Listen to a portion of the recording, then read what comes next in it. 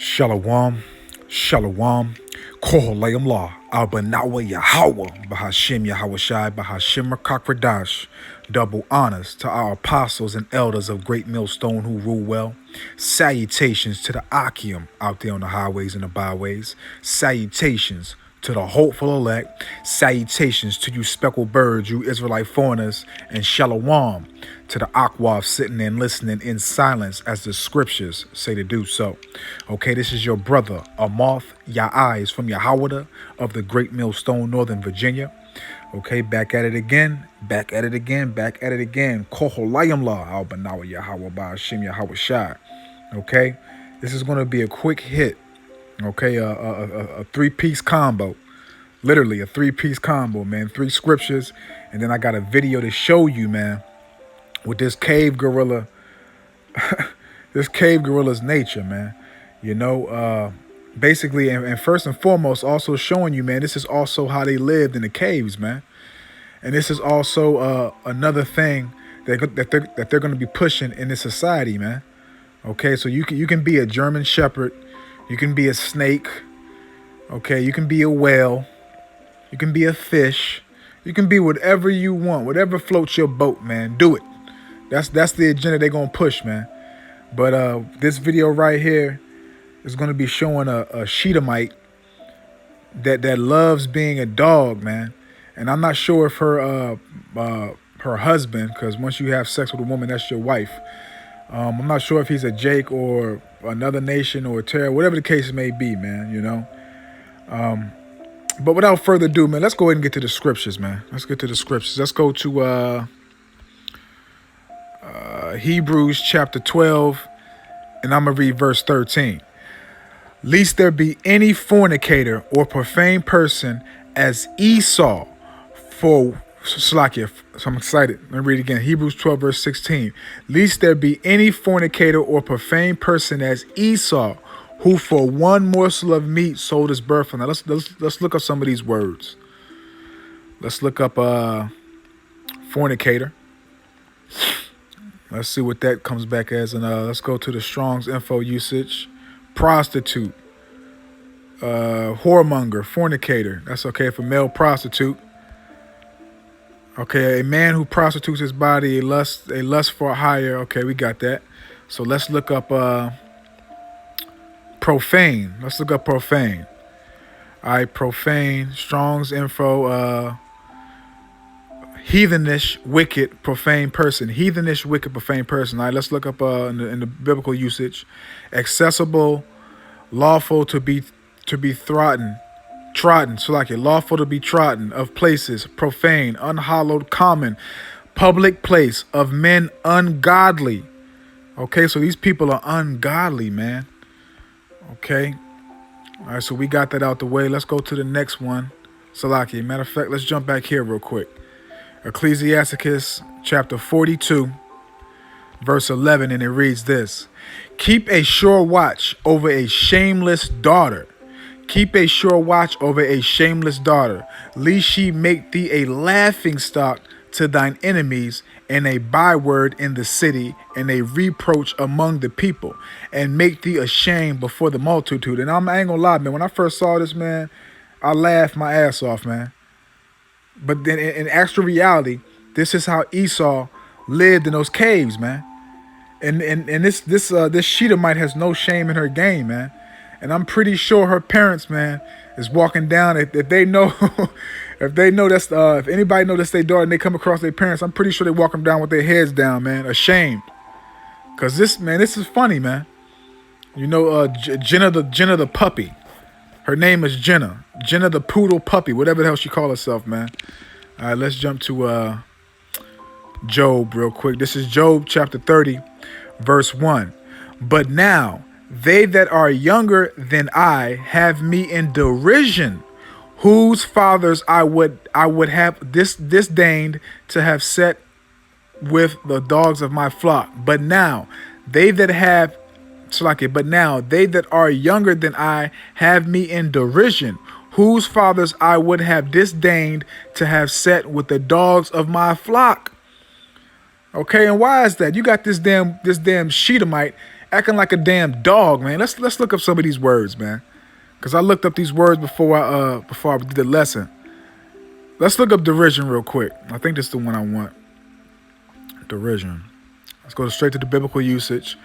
All right, to laugh, play, mock, to laugh, usually in contempt or derision, to sport, play, to make sport. And that's what this heathen is doing, man. She's literally making sport of her fantasy of being a dog and wanting to be a dog, man.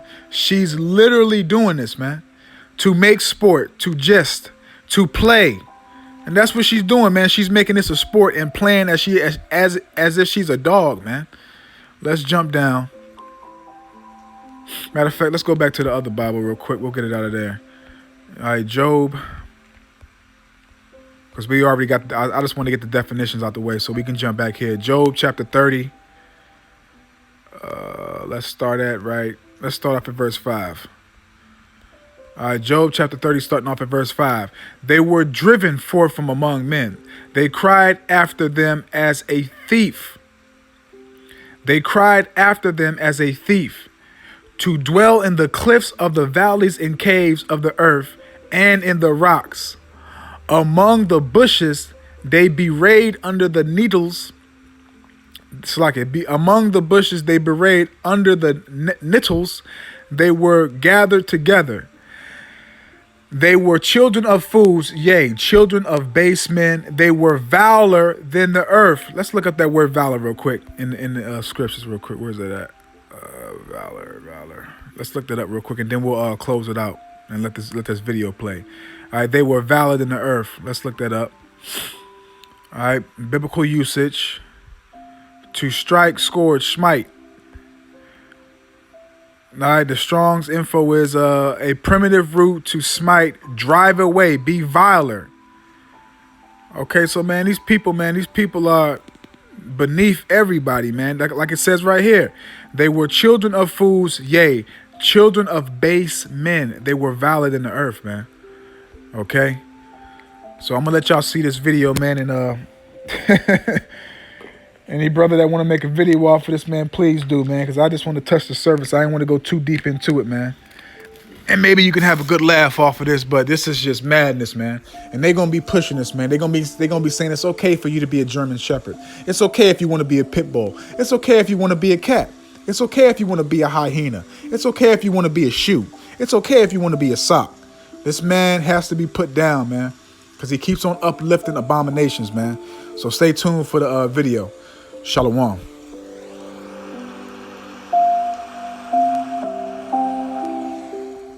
This is Lorenzo. He fell in love with Jenna. I think my favorite thing about Jenna is her ability just to embrace who she is as a puppy. Puppy play is extremely important in my relationship. That's where a lot of my love languages lie. Despite living a puppy dream, this canine couple have had to deal with some harsh judgment. I definitely do get a lot of hate.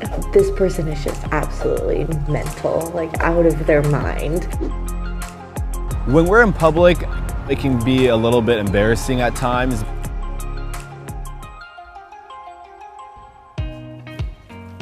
I met Jenna at a photo shoot last year. We sort of clicked almost right away on set. After they met, there was one thing that Jenna had to make sure Lorenzo was on board with. So I started first pretending that I was a puppy when I was really, really little. I would ask my mom to play with the dogs with me, so I would just be one of the dogs. And my parents always asked when I was gonna grow out of it, but I never did. Jenna lives a puppy lifestyle and had to make sure Lorenzo would be the right owner for all her puppy needs. When I first told him about this, he didn't shy away at all. He just was like, okay, cool. So what do I need to do? So puppy play really was something that I've learned a lot of from Jenna. Some of her needs and feelings are very similar, to having a puppy, which I've never personally have had, but it's something that I feel that I personally love embracing. Puppy play is extremely important in my relationship. That's where a lot of like my love languages lie. It's very important to get a lot of praise, a lot of, good job, you're doing great, good girls. What I like about being a dog is the bond between like that one special person, like your owner, and yeah, like the day-to-day like mannerisms of a dog that they have, I like to be very carefree. I like not having, a choice because it makes life so much easier.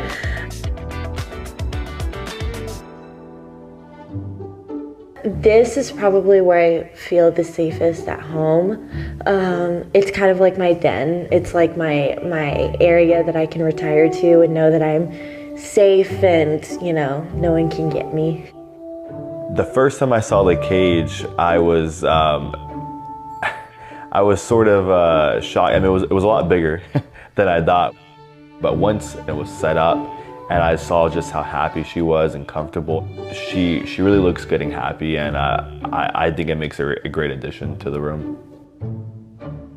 Showing their puppy love on social media has led to people questioning their roles in the relationship. Some of the most negative comments, it's probably just people saying that I'm crazy. This person is just absolutely mental, like out of their mind. A lot of people have said like, are you being held against your will? Is he forcing you to do this? Like, blink twice if you're okay. I know myself that I'm not hurting anybody.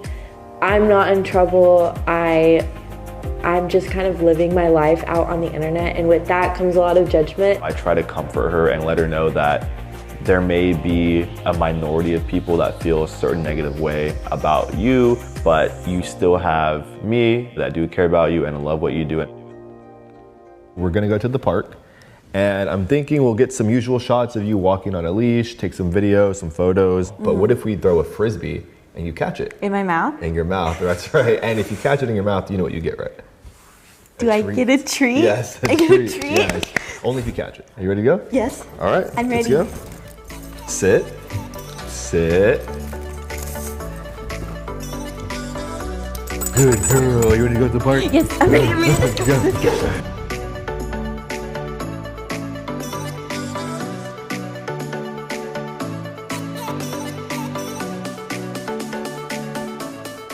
So going to the dog park is obviously one of my favorite things. When we're in public, I can see how it can be a little bit embarrassing at times. There's weirder things out there, like a girl pretending to be a dog isn't really the weirdest thing. I think just for a lot of people, it's new to see it in the way that she does it. I don't find it weird. I would say Lorenzo's the best owner that I could ever ask for. He cares for me. I feel like the luckiest pup at the shelter. I want to give her that attention when she needs it, make her feel safe, and just overall see her happy and playful.